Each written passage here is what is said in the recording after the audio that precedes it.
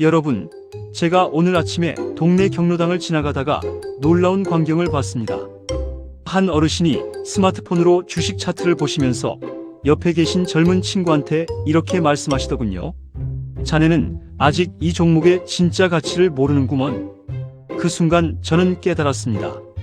아, 나이는 정말 숫자에 불과하구나. 그런데 말입니다. 우리 대부분은 어떤가요? 60이 넘으면 이제 슬슬 정리해야지. 이 나이에 새로운 걸 배워서 뭐하나. 젊은 사람들 세상이니까 우리는 한 발짝 물러서야지. 이런 생각들 하지 않으십니까? 저도 솔직히 그랬습니다. 은퇴하고 나서 한 2년쯤 지나니까 하루하루가 똑같더라고요. 아침에 일어나서 산책하고 신문 보고 TV 보고 또 자고. 이게 과연 내가 꿈꾸던 노후인가 하는 의문이 들기 시작했습니다. 그러다가 우연히 역사책을 읽다가 한 인물을 만났습니다. 2000년 전 중국에 살았던 이 사람은 60세가 넘어서도, 아니 66세로 세상을 떠나는 그 마지막 순간까지 전장을 누비고 나라를 경영하고 시를 쓰며 활활 타올랐던 인물입니다. 바로 위나라의 황제 조조입니다. 여러분, 조조하면 뭐가 떠오르십니까? 삼국지에서 나오는 그 간사한 악당? 유비와 제갈량을 괴롭히는 그 악역? 천만에요. 그건 소설이 만들어낸 이미지일 뿐입니다. 실제 조조는 완전히 달랐습니다. 조조는 20세에 관직 생활을 시작해서 40대 후반에 본격적으로 세력을 키우기 시작했습니다. 보통 사람 같으면 이제 슬슬 은퇴 준비를 해야 할 나이 아닙니까? 그런데 조조의 진짜 전성기는 50대, 60대였습니다. 가장 큰 전투인 관도대전을 치른 게 45세, 중국 북방을 통일한 게 50대, 그리고 60대까지도 현역으로 뛰었습니다. 더 놀라운 건 뭔지 아십니까? 조조는 자기보다 20살, 30살 어린 젊은 인재들과 똑같이 경쟁하면서 오히려 그들을 이끌었다는 겁니다. 어떻게 그게 가능했을까요? 오늘 제가 여러분께 조조의 현역, 마인드, 그 비밀 무기 3가지를 낱낱이 파헤쳐 보겠습니다. 이 영상 끝까지 보시면 여러분도 내일부터 당장 달라질 겁니다. 그럼 시작해 볼까요? 조조의 첫 번째 강점은 바로 나이와 신분을 완전히 무시하는 유연한 인재 안목입니다. 여러분, 이런 경험 있으시죠? 자녀나 손주가 뭔가 새로운 아이디어를 내면 아, 그래 하면서도 속으로는 아직 어려서 세상 물정을 모르는구나. 이렇게 생각하신 적 있으시죠? 저도 그랬습니다. 제 아들이 유튜브로 돈을 벌겠다고 했을 때 속으로 얼마나 우습게 봤는지 모릅니다. 그런데 조조는 완전히 달랐습니다. 이 사람은 능력 앞에서는 나이고 뭐고 다 집어치웠습니다. 조조가 살던 시대는 후한 말기, 유교 사상이 뼛속까지 박힌 사회였습니다. 나이 많은 사람을 공경해야 하고 신분이 높은 사람을 따라야 하고 집안 배경이 좋아야 출세할 수 있는 그런 사회였습니다. 그런 시대에 조조는 공개적으로 선언합니다. 나를 따르는 사람은 출신이 어디든 나이가 몇이든 과거에 무슨 짓을 했든 상관없다. 오직 능력만 보겠다. 이건 당시로서는 충격적인 발언이었습니다. 마치 조선시대 양반 사회에서 누군가 노비도 왕이 될 수 있다고 선언한 것과 같은 파격이었죠. 그럼 구체적인 사례를 볼까요? 첫 번째 인물은 곽가입니다. 이 사람이 얼마나 대단했냐면 조조가 곽가 없이는 천하를 평정할 수 없다고 공개적으로 말할 정도였습니다. 그런데 곽가가 조조를 만났을 때 나이가 겨우 27세였습니다. 조조보다 거의 20살이나 어렸어요. 더 가관인 건 곽가의 사생활이었습니다. 이 친구는 술을 엄청 좋아했어요. 거의 매일 마셨습니다. 그리고 여자 관계도 문란했어요. 당시 유교 도덕으로 보면 완전히 문제아였죠. 주변 신하들이 조조한테 뭐라고 했겠습니까? 저런 경박한 젊은이를 중용하시면 군기가 흐트러집니다. 나이도 어리고 품행도 의심스러운데 어찌 중책을 맡기시렵니까? 그런데 조조는 뭐라고 했을까요? 나는 그 사람의 술버릇이나 여자 관계를 쓰려는 게 아니다. 나는 그의 머리를 쓰려는 거다. 그 친구가 술을 먹든 말든 세상을 보는 눈은 나보다 10배는 뛰어나다. 실제로 곽가는 어땠을까요? 조조의 모든 중요한 전략 결정에 곽가가 있었습니다. 원소를 칠 것인가 말 것인가, 북방 이민족을 먼저 칠 것인가 말 것인가, 형주를 공략할 것인가 말 것인가. 이런 중차대한 결정들마다 곽가의 의견이 결정적이었습니다. 그리고 곽가가 38세의 젊은 나이로 병으로 죽었을 때 조조가 어떻게 했는지 아십니까? 남자가, 그것도 황제 바로 밑에 최고 권력자가 전장에서 소리내어 울었습니다. 하늘이 나를 버렸구나. 곽가가 있었다면 이런 일은 없었을 텐데. 나중에 전투에서 위기가 닥칠 때마다 조조는 곽가를 그리워했다고 합니다. 나이 많은 리더가 자기보다 한참 어린 청년의 능력을 인정하고 그를 진심으로 존중하고 그가 죽었을 때 진심으로 슬퍼한 겁니다. 두 번째 인물은 더 충격적 인물인 관우입니다. 관우는 유비의 의형제 아닙니까? 그런데 한때 관우가 조조에게 사로잡힌 적이 있습니다. 보통 같으면 어떻게 했을까요? 적장인데 죽이거나 감옥에 가두는 게 당연하죠. 그런데 조조는 관우에게 최상급 대접을 해줬습니다. 좋은 집을 내주고 황금과 비단을 선물하고 높은 관직을 주었습니다. 주변에서 수군거렸습니다. 저 사람은 적입니다. 언젠가 다시 유비에게 돌아갈 겁니다. 괜히 잘해줬다가 후환만 생길 것입니다. 조조는 알고 있었습니다. 관우가 언젠가 떠날 거라는 것을. 그럼에도 조조는 관우를 최고로 대접했습니다. 관우의 능력과 의리를 존중했기 때문입니다. 그리고 실제로 관우는 유비의 위치를 알고 탈출을 시도했습니다. 조조는 관우를 떠나보내면서도 추격하지 말라고 명령했습니다. 조조는 의리 있는 사람을 억지로 붙잡아 둘 수 없다는 것을 안 것이죠.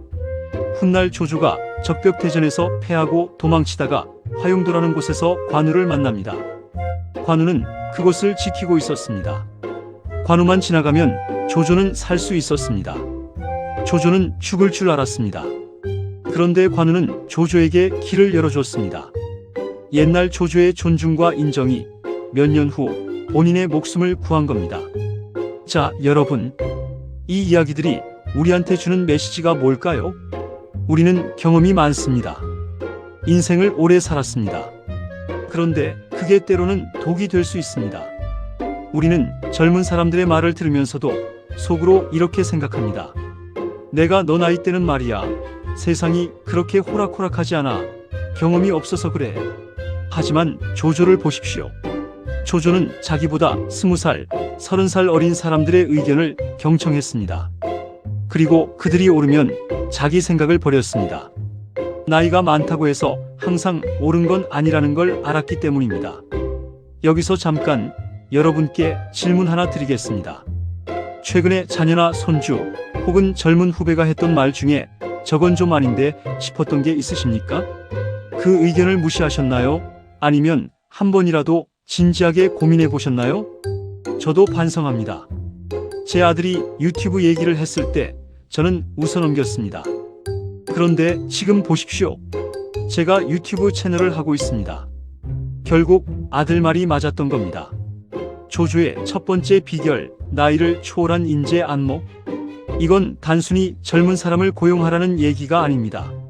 젊은 세대의 시각을 존중하고 그들에게서 배우겠다는 겸손함, 그리고 나이와 경험에 갇히지 않는 유연함을 의미합니다. 오늘부터라도 한번 해보시는 건 어떨까요? 젊은 사람이 뭔가 제안하면 일단 그래, 내 말도 일리가 있어 라고 말해보세요.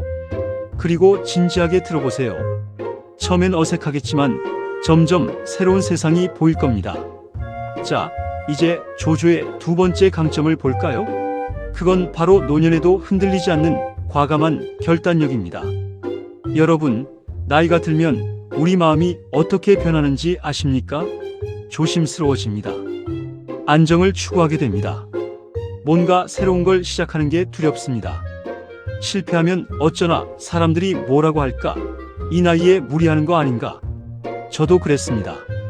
은퇴하고 나서 친구가 작은 사업 아이템을 제안했습니다. 솔직히 재미있어 보였어요. 그런데 결국 안 했습니다. 무서웠으니까요. 실패하면 노후 자금이 줄어들 것 같고 주변에서 뭐라고 할 것 같고. 조조는 완전히 달랐습니다. 이 사람은 위험을 무릅쓰고 과감하게 결단을 내렸습니다. 그 그것도 인생의 중요한 순간마다. 가장 유명한 게 관도대전입니다. 이 전투가 얼마나 중요했냐면 이 전투 하나로 중국 역사가 바뀌었다고 해도 과언이 아닙니다. 상황을 한번 볼까요? 서기 200년 조조의 나이 45세입니다. 요즘으로 치면 50대 중반쯤 되는 나이죠. 그때 조조의 가장 큰 적은 원소였습니다. 원소가 얼마나 강했냐면 병력은 조조의 10배, 식량과 물자는 비교도 안 될 정도로 많았습니다. 명문가 출신의 인맥도 좋고 영토도 넓었습니다. 누가 봐도 원소가 이길 싸움이었습니다. 실제로 전투가 시작되자 조조군은 밀리기 시작했습니다. 식량이 떨어졌습니다. 병사들은 굶주리고 사기는 떨어졌습니다. 원소군은 계속 밀고 들어왔습니다. 이때 조조의 신하들이 뭐라고 했을까요? 지금 철수해야 합니다. 여기서 버티다가는 전멸입니다. 일단 후퇴해서 재정비하는 게 낫습니다. 합리적인 판단 아닙니까? 그런데 조조는 거부했습니다. 여기서 물러나면 끝이다. 원소는 우리를 끝까지 쫓아올 것이다. 그럼 결국 우리는 죽는다. 차라리 여기서 승부를 보겠다. 주변에서 다들 미쳤다고 했습니다. 45세 먹은 사람이 제정신인가? 이제 좀 안정적으로 가야 할 나이에 왜 이렇게 무모한 도박을 하는가? 그런데 조조는 한 가지를 발견했습니다. 원소군의 약점을 찾아낸 겁니다. 원소의 병력은 많지만 그 많은 병력을 먹여 살리려면 엄청난 식량이 필요합니다. 그 식량이 어디 있을까요? 오소라는 곳에 보관되어 있었습니다. 조조는 결단을 내렸습니다. 오소를 기습하겠다. 주변에서 또 반대했습니다. 오소는 적진 한복판입니다. 가다가 발각되면 포위되어 전멸입니다. 너무 위험합니다. 조조는 이렇게 말했습니다. 위험한 건 나도 안다. 하지만 지금 안전한 선택을 하면 우리는 천천히 죽는다. 차라리 위험하더라도 이길 수 있는 길을 택하겠다. 그리고 조조는 직접 정예부대를 이끌고 밤에 오소를 급습했습니다. 엄청난 도박이었습니다. 실패하면 조조 본인이 죽고 군대 전체가 무너질 상황이었으니까요. 결과는 어땠을까요? 대성공이었습니다. 오소를 불태우고 원소군의 식량을 전부 없애버렸습니다. 식량을 잃은 원소군은 순식간에 무너졌습니다. 10배나 많던 병력이 아무 소용이 없었습니다. 이 한 번의 과감한 결단으로 조조는 중국 북방의 패권을 장악했습니다. 만약 그때 조조가 안전한 선택을 했다면, 철수했다면 역사는 완전히 바뀌었을 겁니다. 여기서 중요한 내용은 조조가 무모한 도박을 한 게 아니라는 겁니다. 조조는 철저히 계산했습니다. 안전한 선택의 결과는 천천히 죽는 것, 위험한 선택의 결과는 죽거나 이기거나 둘 중 하나. 그렇다면 이길 가능성이라도 있는 쪽을 택하는 게 합리적이라는 거죠. 나이가 들면 우리는 자꾸 안전한 쪽을 택하게 됩니다. 그런데 때로는 안전해 보이는 선택이 사실은 가장 위험한 선택일 수 있습니다. 구체적인 예를 들어볼까요? 은퇴 후에 새로운 취미를 배울 것인가 말 것인가. 안전한 선택은 뭡니까? 그냥 집에서 TV나 보는 겁니다. 편하죠? 위험도 없죠? 그런데 이게 정말 안전한 선택일까요? 연구 결과를 보면 은퇴 후에 새로운 활동을 하지 않는 사람들의 치매 발병률이 훨씬 높다고 합니다. 몸과 머리를 쓰지 않으면 빠르게 노화됩니다. 겉보기엔 안전한 선택이 사실은 건강을 갉아먹는 선택인 겁니다. 또 다른 예, 자식들과 따로 살 것인가 함께 살 것인가. 많은 분들이 자식한테 짐이 되기 싫어서 따로 삽니다. 안전한 선택처럼 보입니다. 그런데 정말 그럴까요? 조조처럼 생각해 봅시다. 최악의 시나리오가 뭔지 냉정하게 판단하는 겁니다. 그리고 최악을 피할 수 있는 쪽을 과감하게 선택하는 겁니다. 저도 최근에 결단을 했습니다. 친구가 제안했던 그 사업, 결국 시작했습니다. 처음엔 무서웠습니다. 그런데 조조를 생각했습니다. 이대로 가면 뭐가 최악일까? 돈을 잃는 것? 아닙니다. 아무것도 안 하고 천천히 늙어가는 게 최악입니다. 지금은 어떻냐고요? 매일 아침 일어나는 게 즐겁습니다. 할 일이 있으니까요. 배울 게 있으니까요. 돈을 많이 버는 건 아니지만 살아있다는 느낌이 듭니다. 조조의 두 번째 강점, 과감한 결단력. 이건 무모함이 아닙니다. 최악을 계산하고 회피하지 않고 나이를 핑계대지 않는 용기입니다. 자, 이제 조조의 세 번째 강점입니다. 이게 사실 가장 중요한 건데요. 바로 끝까지 멈추지 않고 배우는 학습 마인드입니다. 여러분, 솔직히 말씀드려 볼까요? 우리 나이 되면 새로운 거 배우기 싫어집니다. 귀찮기도 하고 머리에도 안 들어오고 젊은 사람들처럼 빨리 못 배우니까 창피하기도 하고 저도 그랬습니다. 스마트폰 사용법 배울 때 얼마나 답답했는지 모릅니다. 그런데 조조를 보십시오. 이 사람은 죽기 직전까지 배웠습니다. 66세에 세상을 떠났는데 그 마지막 순간까지도 책을 읽고 시를 쓰고 새로운 전략을 연구했습니다. 조조가 쓴 시 중에 가장 유명한 게 뭔지 아십니까? 단가행이라는 시입니다. 이 시를 쓴 나이가 몇 살인지 아세요? 53세입니다. 요즘으로 치면 60대 중반쯤 되는 나이죠. 그 시에 이런 구절이 있습니다. 노병은 마구간에 있어도 천리를 달리는 뜻을 품고 있고 열사는 만년에도 장한 마음이 그치지 않는다. 무슨 뜻입니까? 늙은 말도 여전히 천리를 달리고 싶어하고 뜻 있는 사람은 늙어도 큰 뜻을 포기하지 않는다는 겁니다. 53세에 이런 시를 쓴 사람이 그 이후에 어떻게 살았을까요? 정말 그렇게 살았습니다. 60세가 넘어서도 새로운 병법을 연구하고 새로운 농업 기술을 배우고 새로운 인재를 만나러 다녔습니다. 조조는 수십 년간 전쟁을 해온 사람입니다. 실전 경험이 누구보다 많습니다. 그런 사람이 60세가 넘어서 고전 병법서를 다시 공부하고 자기 생각을 정리해서 주석을 달았습니다. 조조는 알았습니다. 아무리 경험이 많아도 배움을 멈추면 그 순간부터 퇴보한다는 것을. 새로운 관점에서 옛것을 다시 보면 또 다른 깨달음이 온다는 것을. 또 다른 예를 볼까요? 조조는 농업 기술에도 관심이 많았습니다. 전쟁을 하려면 군량이 필요하니까요. 그런데 조조는 단순히 신하들한테 농사 잘 지으라고 명령만 한 게 아닙니다. 직접 연구했습니다. 둔전제라는 제도를 만들었습니다. 군인들이 직접 농사를 짓게 한 겁니다. 당시로서는 완전히 새로운 개념이었습니다. 이게 얼마나 혁신적이었냐면 이후 중국 역사에서 1000년 넘게 이 제도가 사용됐습니다. 60세 가까운 나이에 새로운 제도를 연구하고 도입한 겁니다.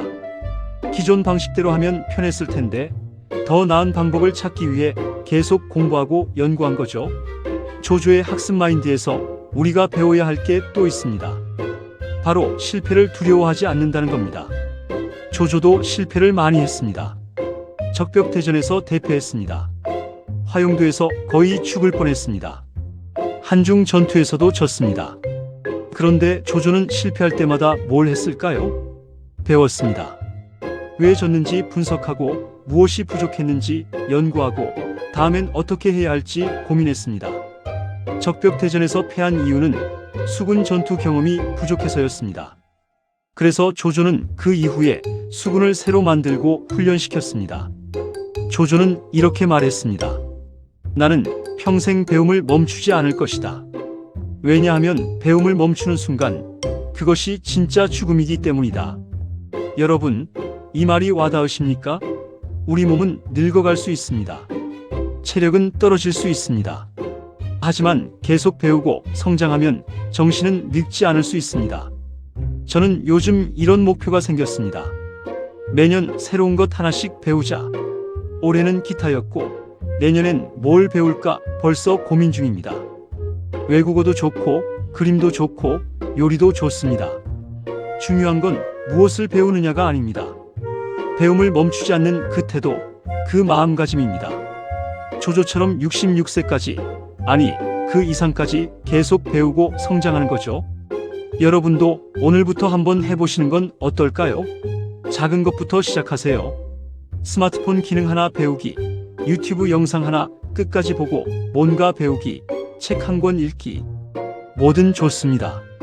중요한 건 시작하는 겁니다. 그리고 포기하지 않는 겁니다. 조조처럼 끝까지. 조조를 이야기하면서 제가 정말 전하고 싶었던 메시지가 있습니다. 조조는 역사책에서 간신, 악당으로 그려지는 경우가 많습니다. 하지만 그가 정말 악당이었을까요? 아닙니다. 그는 시대를 앞서갔던 혁신가였습니다. 기존의 틀을 깨고 나이 든 사람은 일해야 한다는 편견을 거부했던 사람이었습니다. 우리도 마찬가지입니다. 세상은 우리에게 이제 쉬라고, 젊은이들에게 자리를 내주라고 말합니다. 하지만 정말 그래야 할까요? 아닙니다. 우리는 아직도 배울 수 있고, 도전할 수 있고, 성장할 수 있습니다. 나이는 숫자일 뿐입니다. 진짜 중요한 건 우리의 태도, 우리의 마음가짐입니다. 조조가 60세가 넘어서도 전쟁터를 누볐던 이유가 뭘까요? 그는 스스로 아직 필요한 사람이라는 사실을 알았기 때문입니다. 세상에 기여할 수 있다는 믿음이 강했기 때문입니다. 우리도 마찬가지입니다. 여러분은 아직도 이 세상에 필요한 사람입니다. 여러분의 경험, 여러분의 지혜, 여러분의 열정은 아직도 충분히 가치가 있습니다. 오늘 우리가 조조에게서 배운 3가지 무기를 다시 한번 정리해 볼까요? 첫째, 나이와 신분을 초월한 유연한 인재 등용 안목. 젊은 세대의 장점을 인정하고 그들과 소통하는 태도입니다. 둘째, 노년에도 흔들리지 않는 과감한 결단력. 안정만을 추구하지 않고 필요할 때는 위험을 감수하는 용기입니다. 셋째, 끝까지 배우고 성장하는 학습 마인드. 66세까지 시를 쓰고 새로운 전략을 연구했던 그 열정입니다. 조조는 단순히 오래 산 사람이 아니었습니다. 그는 마지막 순간까지 현역으로 살았던 진정한 영원한 전사였습니다. 다음 편에서는 조조와는 완전히 다른 매력으로 난세를 평정했던 인물을 만나봅니다. 바로 유비의 사람을 얻는 신뢰 리더십입니다.